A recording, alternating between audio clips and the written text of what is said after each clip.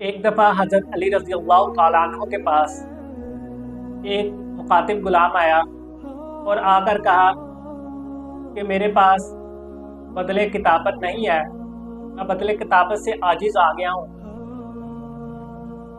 اور مدت قریب ہے، تو آپ میری مدد فرما دیجئے۔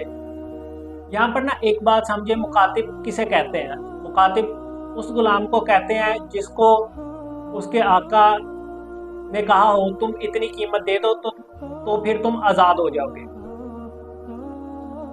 تو جب اس نے آ کر حضرت علی رضی اللہ تعالیٰ عنہ سے مدد کی درخواست کی تو اس پر حضرت علی رضی اللہ تعالیٰ عنہ نے فرمایا کہ میں تجھے وہ دعا سکھلاتا ہوں جو مجھے ہمارے پیارے نبی حضرت محمد صلی اللہ علیہ وسلم نے سکھائی۔ اس دعا کی برکت سے اگر ایک بڑے پہاڑ جتنا بھی قرض ہو تو اللہ تبارک و تعالیٰ غائب سے مدد کر کے اس قرض کو اتروا دیں گے۔ دعا یہ ہے، اللہم اکفنی بحلالک عن حرامک واغننی بفضلک عمن سواک۔